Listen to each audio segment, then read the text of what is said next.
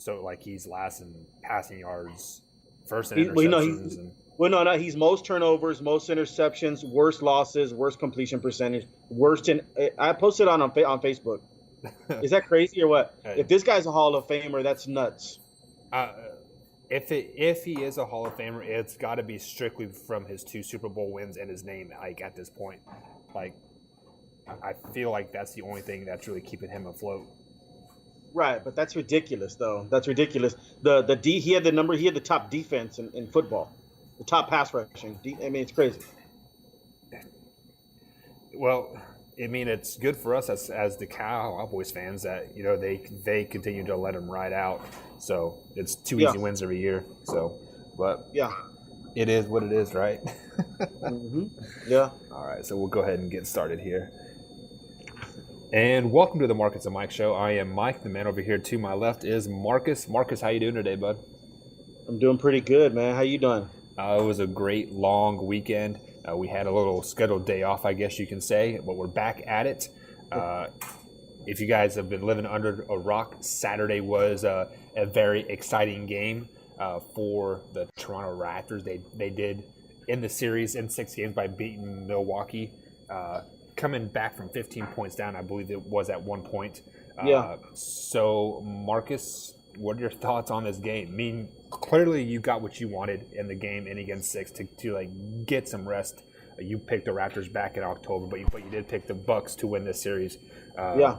So, how do you feel about this? Like, is the Raptors were they the best team in this series? Well, look, the Raptors are going to be a heck of an opponent for the Warriors. I mean, this is going to be fun to watch. I mean, get your popcorn ready on this one. The Warriors have not seen this good a defense, maybe in any of their finals matchups, and that's including LeBron and when Golden State got held to 89 points in Game 7, June 19, 2016. Think about that. The Warriors getting held to 89 points. I think they're going to see similar defense.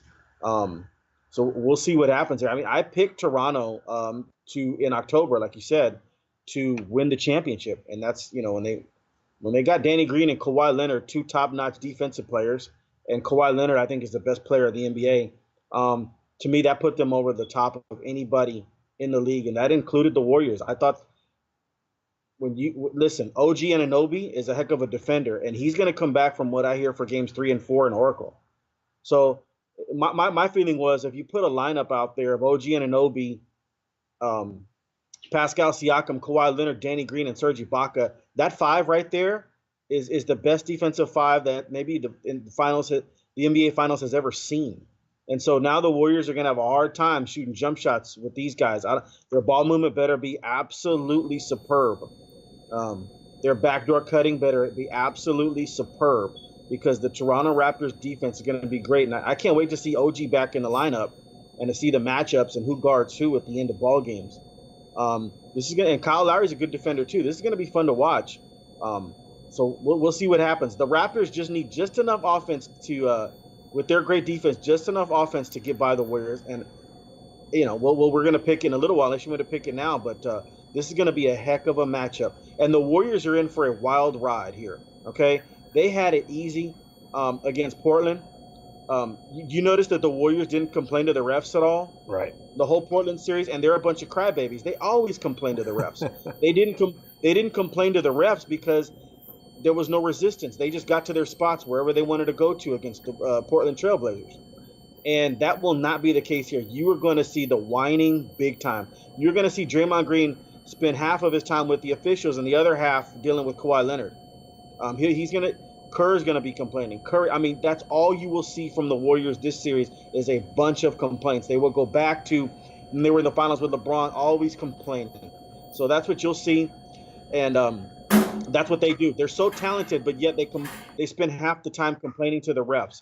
It's absolutely amazing. I can't stand the Golden State Warriors just on that alone. But it's going to be a fun series, and it is must-see TV. Yeah. So just flashing back to Saturday, just a tad bit. Like I was in and out because I was on a family vacation, and I would tune in as much as I can to check the scores out. And and the Bucks were up like 15 points, and I kind of just tune it out. Like I thought this was a Right. wrap. I truly thought that Toronto would not win 4 straight games to win the series in 6 games. I truly did not think that. Like after they lost their first 2, I was almost banking on a 7-game series. I would have put my life savings on it. But for them to win 4 straight games the way they did, to come back down 15 points down in that game 6 shows that this is a championship caliber type of team. Yes. And looking back on it, like I know when playoffs first started, Toronto and Celtics were my Eastern Conference teams, and I had Toronto beating them. And like looking back on it now, like I really wish I would have stayed with Toronto during this series as well. Just because the Bucks, I don't know, it's just something about them that they don't have that killer instinct or something. I'm not for sure exactly what it is, but the Raptors have the it factor right now. Coming off of 4 straight wins versus the Bucks, Kyle Lowry is playing pretty good. I mean, 17, 16 points like every game. I mean, that is what the Raptors need out of him is that consistent 15-plus points, having Kawhi get, 25-plus points. Right. That is a recipe. The way they played Saturday night is a recipe to beat Golden State. So if they just continue this trend, it is not a reach to say that they will push the Golden State Warriors to at least a 7-game series. At least a 6-game series, if not even 7 games. If they continue to play they are. No, you're exactly right. I mean, can you imagine Kawhi Leonard going out in 4 or 5? I mean, I don't see it. Yeah, I mean, the Warriors could win, but they're not sweeping Kawhi Leonard. I don't think it's even going to be a gentleman's sweep in 5. Yeah, going back to your Bucks real quick, the Bucks averaged, I think, 118 points per game in the regular season. That got held to 99 and 94 in Game 5 and 6. So they were held to 20 to 25 points under their average. That's how good Toronto's defense is. The Bucks had like 20 points in the paint in that Game 6, and I think they had like 22 points in the paint. They had 22 points, but I think they averaged like 55 points in the paint through the regular season. So they were 30 points under their average. So, yeah, I mean, Toronto's defense is big time, and this is even without OG Anunoby. So wait till he comes back for Game 3. Van Fleet was amazing. I was wondering, like, he was 3 for 25 in this slump of like 5 games in a row, something ridiculous. And I'm like, dude, this dude's a better shooter than that. I mean, I've watched him. I've watched his career. I watched him at Wichita State. And then he went 14 for 17 from 3 in the last 2 games. So, I mean, he completely turned that thing around. Shooter slump. And just going back to Kawhi Leonard, I mean, we have not seen this, Michael, in a player since Michael Jordan to do this at both ends of the court, to take on the opposing player's best player and then to come back and hit 30-something on you. We have not seen this since Michael Jordan. Kobe didn't do it like this. This guy's a machine, Kawhi Leonard. It reminds me of Michael Jordan in terms of not necessarily his play, but in terms of how he goes about it and what he does on the court. It reminds me of Michael Jordan. We haven't seen this. I haven't seen this since the late 90s. And so there's no way this guy's going out Kawhi Leonard in 4 or 5 games. Absolutely not. This thing will come down to like at least Game 6 or 7. You're 100% correct on that. Yeah, so just let's just go ahead and move directly forward into the finals then. Like you do have, we do have Golden State take on the Raptors. It starts Thursday, May 30th at 9 o'clock. A pretty late start here on the East Coast. Toronto is favored by 1 point going into that game.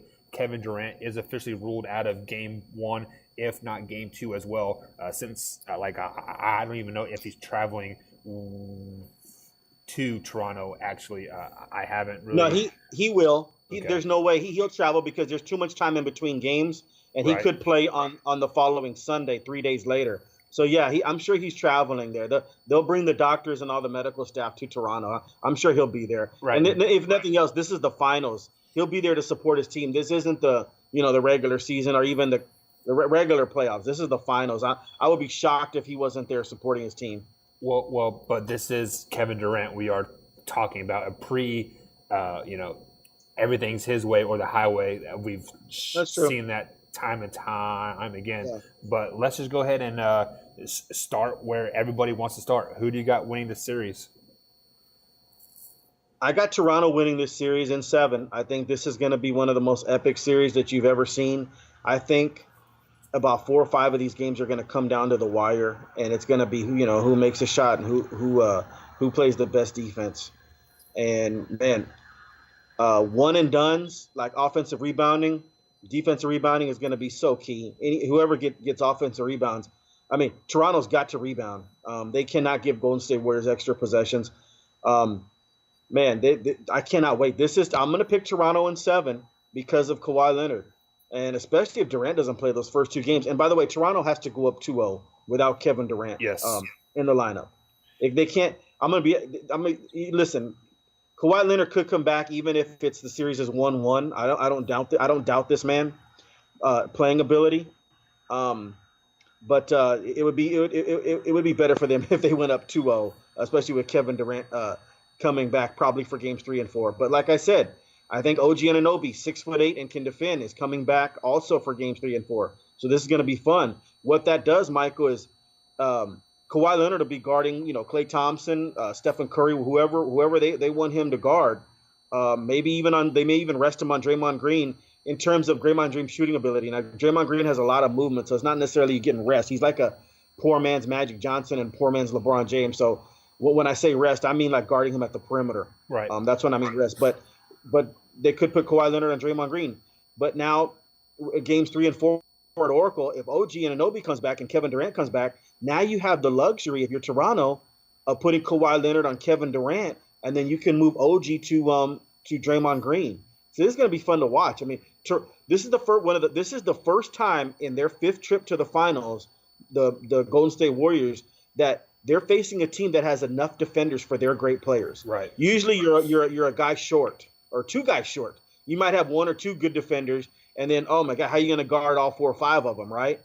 But now they can match you defender for defender for your offensive power. I haven't seen anything like this in a while in terms of the defensive players that Toronto puts out there. So we'll see what happens. I got Toronto in 7, and they better win the first 2. Otherwise, it could be, that they could lose it there, and maybe Golden State does win this thing in 6. So I've been kind of going back and forth on this series a lot. I see what you're saying about Toronto, but my gut is telling me to pick Golden State. Like, it is just their – I don't know. I mean, you can't go – nobody would call you a fool if you picked Golden State. But at the same time, nobody would call you a fool for picking Toronto either, the way they are playing either. Yeah. Just some stats here. They did play twice in the regular season. Toronto is 2-0 against Golden State when they were full strength as well. They even had Cousins at the time, if I'm not mistaken, as well. Yeah. So just kind of just throw that out there a tad bit. Yeah. People are so high about the Warriors scoring. Well, let me throw you some stats out here. The last 10 games, Warriors are scoring 118 points per game. Raptors are scoring 115 points per game. So they are neck and neck there. So with KD out of the picture for at least one more game, he would be out for officially 2.5 weeks, give or take a few days. So once he does come back, or if even if he does come back for the series, there's going to be so much rust on that guy that it is going to take him a game, if not a game and a half, to even find a shooting groove again. Because whether you want to admit it or not, there is such thing as too much rest, and by sitting out game 1, I think that is on the borderline of too much rest. With that being said, I still got to go with the Warriors. I think in 6 games, I think Toronto gets the first 2 at home, and then the Golden State does what Toronto did to the Bucks and get it in 4 games there. So they win the first 2 and then lose the next 4. Kevin. In 6. Kevin Durant's gotten lots of rest. I mean, in terms of and it could be rest because he's one of those rhythm players. Like OG Anunoby, you could say the same thing. Oh, well, how's he going to get in rhythm? But he'll be back for games 3 and 4 at Oracle.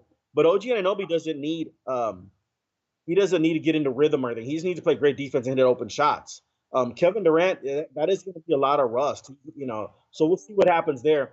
And the great Stephen A. Smith has picked the Warriors as well. So you're on the side of Stephen A. Smith. And check this out: he's 0-8 in his last 8 years in the finals, picking the finals. Really? Yeah, he's 0-8. I did not know that. That is so. Yeah, as soon as he picks the Warriors, everybody better pick Toronto. He's actually that's amazing. He's 0-8. That's hard to do. You couldn't be 1-7. So basically, at one point, one curse is going to break. Is it going to be the Stephen A. curse that breaks, or the Drake curse that breaks?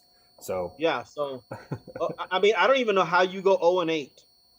That means he didn't pick the Spurs in any of them. He didn't pick LeBron with a healthy Kyrie and a healthy Kevin Love. Right. 2016. This guy's insane. So he's 0-8 in his last NBA. That means he didn't pick the Warriors. I don't know. It's weird. He's 0-8 in his last finals picks. I mean, wow. So whatever he was going to pick, I might have chose the opposite. If he'd have picked Toronto, I might have chose the Well, I mean, like 0-8 is just, it's hard to wrap your head around. I mean, like even a blind mouse could probably get at least two of them, right? That's what makes it mind-boggling. Yeah. If he would have been 2-6, I'd have been okay. We've all been there. 0-8, that's hard to fathom. And especially since he has such a wealth of NBA. Yeah. He's supposed to be the guru. Yeah, I mean, because that's funny. That's where he got his start. I believe he was following like the 76ers or something like that. Like yeah. That's right. It's hard to wrap your head around. So, and as soon as if I was talking to him, man, as soon as we were on the panel doing picks, I'd just keep saying 0-8, baby. Yeah. 0-8. Isn't that the what like all those great MJ fans say? Well, we're 6-0 in the finals, right? Yeah. Right. So, but speaking of finals, let's talk finals MVP like a tad bit. You have Toronto beating the Warriors in 7 games. Who do you think is going to be the MVP in this finals? Well, they always give it to the best player on the whoever wins the championship. So it's going to be Kawhi Leonard. But if they were actually really picking it, I mean, I think Jerry West won the MVP, the Finals MVP. In 1969, and the Celtics won in 7. But they gave Jerry West the MVP, and they should have. He was the best player on the court. Was not Bill Russell. So yeah, Jerry West was the Finals MVP of a losing team. I think Chuck Howley was the MVP for the Super Bowl V, and Dallas should have won. The Cowboys should have won Super Bowl V, and he was the MVP. But it was pure luck, fumbles, and just crap where the Baltimore Colts beat the Cowboys. But they still gave the MVP to a losing team, and that was Chuck Howley and the Cowboys Super Bowl V. Listen, LeBron James was the best player on the floor in both Kevin Durant's MVPs. Now, Kevin Durant averaged 38 and 8. I mean, that's pretty impressive, right? But LeBron was something like 34, 12, and 10. So LeBron was really the best player on the court, and he showed. I know Kevin Durant hits that iconic shot over him. So what? Yeah. You can't even double team the guy. You can't even run anything at him because he's playing with such great players. But so I mean, LeBron should have been the MVP on a couple of losing sides there. But that being said, they're going to give it to the winning side, and that they always do usually, except for the 2 times I just pointed out. So I think it's going to be Kawhi Leonard. It'll be the Finals MVP. Now on the flip side, Stephen Curry has never been Finals MVP, so it'll be Stephen Curry unless Klay Thompson just completely goes off and does magical things in 5 games or something. But that never happens because he'll get 1 game. What Klay usually does is he hangs around for a couple of games and then, maybe 3 or 4 games. He doesn't have the luxury this time because there's no Durant. If there's no Durant, then he doesn't have this luxury. But he usually hangs around and gets a little 20 here, a little 22 there. Does his DeMar DeRozan impersonation. I'm good, but I'm not great. And then he'll hit 45 or 50, right? And go, oh, he only took 11 dribbles to do it. And then everybody will say, oh my God, he's a max player. He's unbelievable. Yeah. Well, yeah, he hung out for a little while because he plays with such great players that afforded him that opportunity. Then he played well 1 game.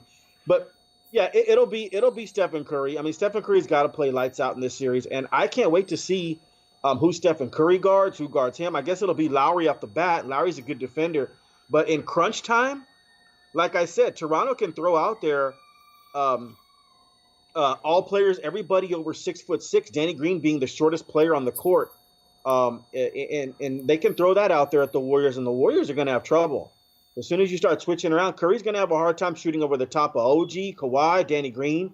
Unless he's hitting 35-footers, which, he could. He has to. But this is going to be fun to watch. And then once he drives to the paint, meet Pascal Siakam and meet Serge Ibaka. They're pretty good shot blockers.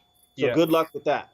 Yeah, I think KD is going to win the Finals MVP. Like, he'll sit the first 2 games, and then the next 4 games he is in, he'll quote unquote put the team on his back, and they'll win those 4 straight games, and then all the talk will be they wouldn't have won it. Like, if he wasn't on the court, et cetera, et cetera, et cetera. That's very well possible. That's a very good point. Yeah, he could be their savior again. Right. And I want to add to your Klay Thompson point there. I saw it was like a ESPN Taj or something like that. Like, this day last year, Klay Thompson hit those 11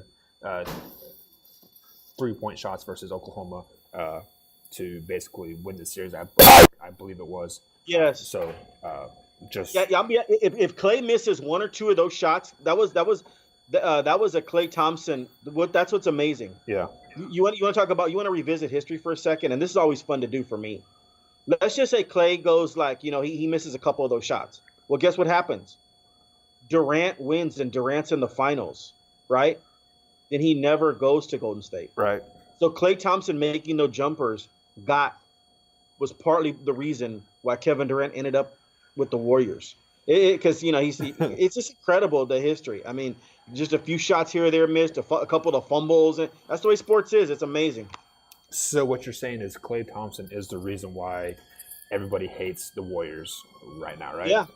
Yeah, and making those shots against OKC, he was lights out. He was incredible. Yeah, and if he doesn't do that, man, Durant's in the finals versus LeBron with OKC. That's incredible. And so none of this that we're talking about, none of this happens. Like, And then James beats KD in the finals, and then KD goes to the Cavs. That could happen, right? Too. Yeah, Kevin Durant. Yeah, absolutely. Kevin Durant, he'll be in Toronto next year when they lose. Yeah, that's why this guy gets so much criticism and scrutiny, and rightfully so. That's rightfully so. That's why this guy's leaving. He's out the door already. It doesn't matter what happens in these finals. Kevin Durant will be a Clipper, a Knick. He'll be something. He won't be a Laker. He doesn't want to join up with LeBron James. He wants to beat LeBron James in titles. He's not going to show up and add to LeBron James' list. He showed up and added to Curry's list, though. So right. I don't put anything past him. But I don't think he'll do that with LeBron, add to his list. But yeah, Kevin Durant is out the door. He's going to be a Knick or he'll be a Clipper.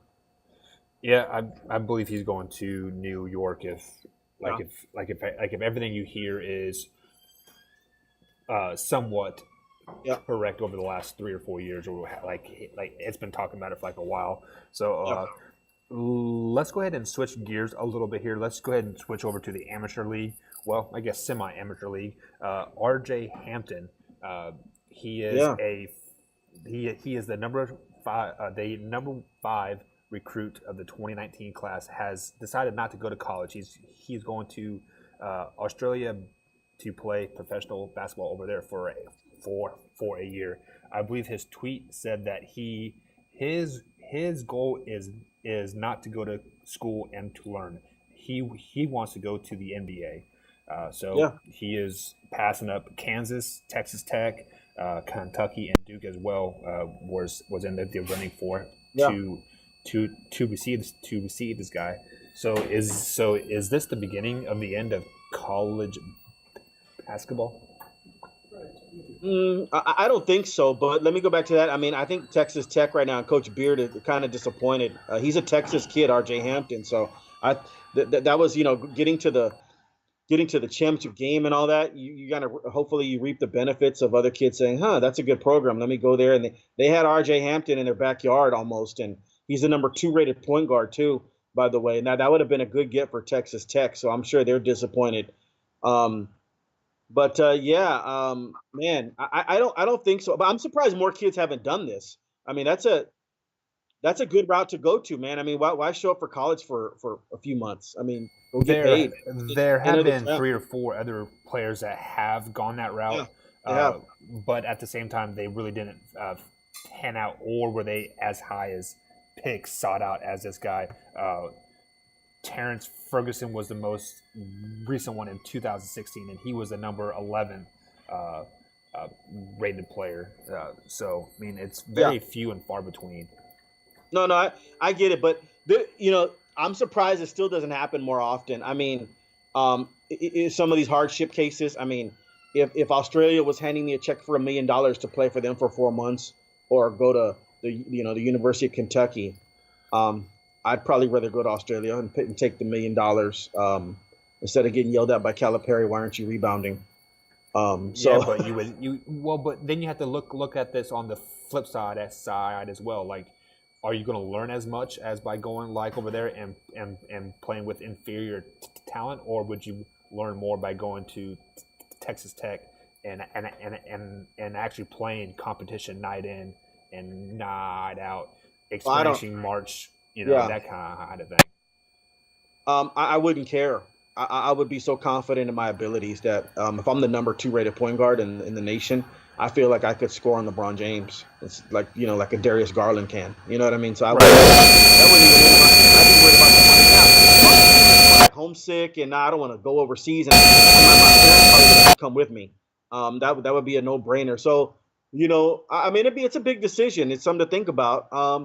But yeah, I mean, I'm surprised it doesn't have to happen more often. But I'm glad it doesn't, because I want to see Zion and R.J. Barrett and these guys play in the NCAA tournament. So I'm Darius Garland, even though he only played 5 games. Bol, I don't want to see them leave.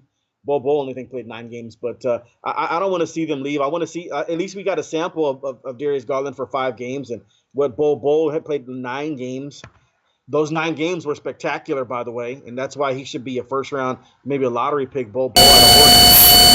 So I don't want to see that. I want these kids to go to college for a few months, so we could have a good NCAA tournament. So, but I'm surprised some of these kids don't take the money. But we'll see how RJ Hampton does. He's only going to do that for a year. Next year, right at this time, we'll be talking about RJ Hampton as probably a lottery pick, point guard, 6'5" in the first round, or at least lottery. Yeah. Like, I think the biggest thing, if he does well, like say he does become a lottery pick, a top 2, 3, Yeah. 4 pick, you will start to see more kids do this more often. So it is kind of like when Michael Sam's from the Tigers came out and like said like he was gay. Then you saw other people follow that. Yeah, I'm gay. Yeah, I'm gay. I'm gay. So if you Okay, yeah. so like if you see one person have success over there, then you'll say, "Oh, I'm going over there. I'm going over there. Yeah. I'm going over there," and Yeah, it's then possible. and then you'll see the Australian basketball league blow up because you got people like Zion over Yeah. there and John Morant and making Sports Center highlight tapes. Like it would be very. It would be smart to go over there and earn a guaranteed check. Now, Yeah. now the question is going to arise: what is the NBA or what is the NCAA going to do to prevent this from happening? Because in the end, it's going to hurt their brand if more and more players go over there. At No, that well, point, yeah. you don't think it will hurt their brand like if they have 25 of the top 50 players go overseas? Oh, I'm sure it'll hurt their brand, but there's nothing they can do. I mean, 18-year-old kid, you can't go to his house and pick him up and say, "No, you're going to Texas Tech." I mean, he Well, can do it every that's 18 years old. He exactly can he yeah. can do whatever he wants to do. That's exactly what I'm saying. Is like they will have to fix their system, and then like the talk that we had Thursday or Friday, cannot remember what show that we talked about it. They're going to have to start paying the players for their jersey Yeah, but sales or likeness or something like that because like they're not paying, Michael. They're not paying, like, if your son, if your son was being offered to go play overseas in Europe, and they were handing you a $700,000 check for you and your wife, and then the NCAA says, "Oh, we'll give him 1,000 a month." What are you going? What are you doing? Like, in other 700,000 words, easily.